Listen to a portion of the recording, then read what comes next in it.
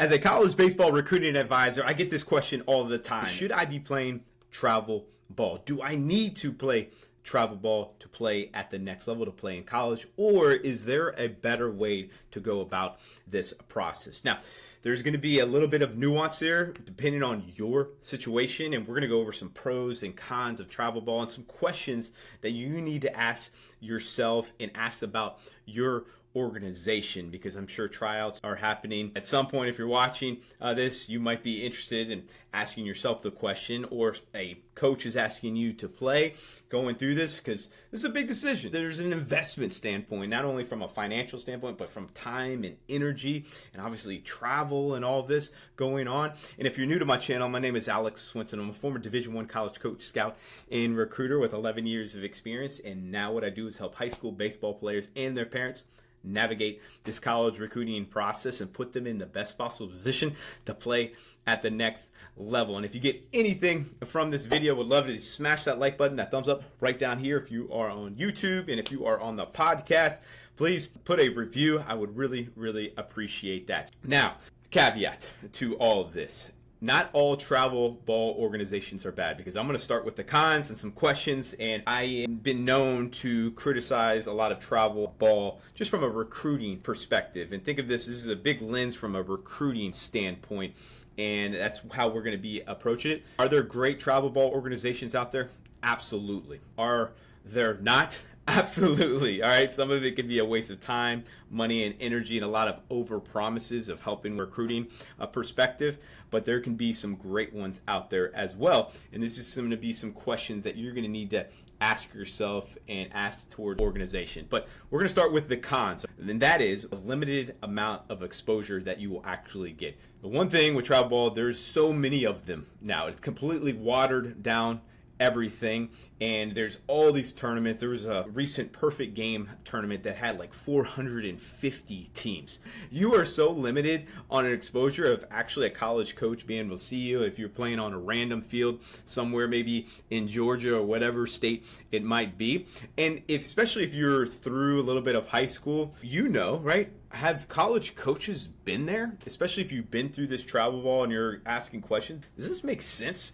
Does this make good investment, or should I be doing something else? Maybe targeting certain showcases or camps that I should be going to, rather than these tournaments where I'm not really seeing any college coaches and you're just winging it. So that's a big con, right? There's a limited amount of exposure, and that depends on your team, right? If you are on the A team and the organization is pretty well known, then it might make sense. At the same time, you don't know who's coming to see you, right? You are completely just winging it. And these college coaches who I talk to on a weekly basis have a really hard time of scheduling out, because they get their schedule a couple days in advance as far as where teams are going to be, and they could go over here, maybe see an inning or see an at-bat, and you don't know exactly who's going to be there, which is a big problem. So exposure standpoint. And then if you're on the B team, C team, and D team, and all these teams that these organizations have, all right, there's very likely you're not getting any exposure going through this. So that is a big con there. The next con is the time, the cost. Is this investment actually helping you? Especially if we're going from a recruiting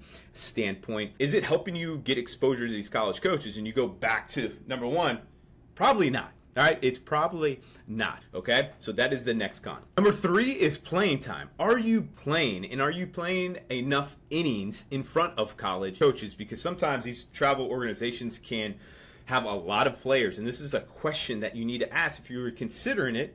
Great, all right? You just need to ask some questions like, hey, how do you go about playing time? How many number of guys do you have on the teams, and how many guys are at your position on that team? Because if you're only playing half the game or a limited amount and you're traveling all over the place, does that make a lot of sense for you? Number four, and these last couple have been questions, because some of the organizations can do, but the next one, con, and what I'm seeing a lot more of, and again, this could be not necessarily a con, but a question, is player development. Are the coaches actually developing you? A lot of cases that I've seen, it's more just, hey, we're just throwing them out there. Good luck. Let's try to win a championship. And that's it. We're here in high school that we need to be developing our skills. That's like the foundation of the recruiting process. So ask yourself, hey, Is this organization helping me develop? Is this coach on the team helping me get better as we go through this? Another thing that you can think about in a question that you'll want to answer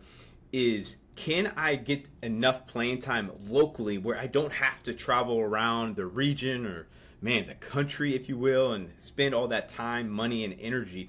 Can I play locally? Are there options available from a local team or maybe even a facility where I can develop my skills? That is a question that you are wanting to ask yourself to see if that makes sense. And then you travel to either camps or showcases, because showcases can be really good, especially the good ones. There's not all of them are good by any means, but the ones that we can guarantee that we're getting in front of certain schools and certain scouts that are decision makers, those are certainly good. Now let's talk about pros. And pros for a travel ball organizations is actually playing time. Typically, hopefully you're playing a lot, and hopefully you are getting better, and hopefully you are getting good coaching and helping your baseball IQ. So the playing time is big. Usually travel ball organizations, you're playing a lot, all right? And that's a whole other thing, is from just injury prevention, taking care of your arm, especially the pitchers.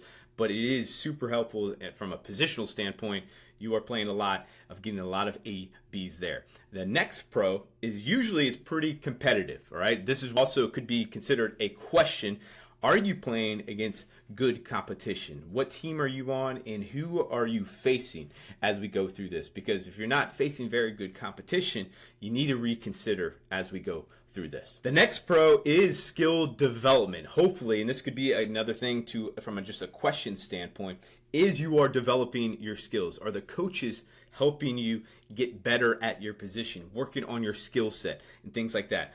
Because just playing games doesn't necessarily mean that you are getting better. You need to make sure that you are working on your skills and that you are focused on what you need to be focused on at your position to help you with this, whether it's primary position to a secondary position. The last pro is hopefully your organization or your coach has some connections, all right? The problem is there are usually so many guys on the team or in the organization that the connections or the coaches kind of get watered down or overwhelmed from just the number of guys that they have. So it's just very important that you're proactive in this recruiting process and you are doing certain things in your recruiting process, as far as making a highlight video, putting together a good school list, reaching out to schools, considering camps and showcases where you're directly getting in front of college coaches. Now, that said, some of these organizations do a good job of helping their guys with recruiting. You just need to make sure that you're asking these questions if you're about to join, and if you're a part of an organization, well, are they helping you? Because you're going to know that, right? You're going to know if actually they're helping you go through this. Hopefully this helped you, and travel ball is certainly not for everybody, and going through this pros and cons and the questions that you can ask yourself and maybe even the organization will help you decide whether you should do travel ball or you shouldn't do travel ball. And just know this, you don't have to play travel ball to play at the next level. Now, if it makes sense that you love your coach, the team is great, you're playing well, they're developing you, man, that makes a lot of sense. But on the other hand, it doesn't make a lot of sense. And there's definitely a better way to go through this college recruiting process from an exposure standpoint. Because remember, we're looking at it from a lens from recruiting, exposure, getting on the radar, getting noticed and seen by these college coaches. And there's definitely a better way. If you have any questions, let me know, and I'll see you in the next video.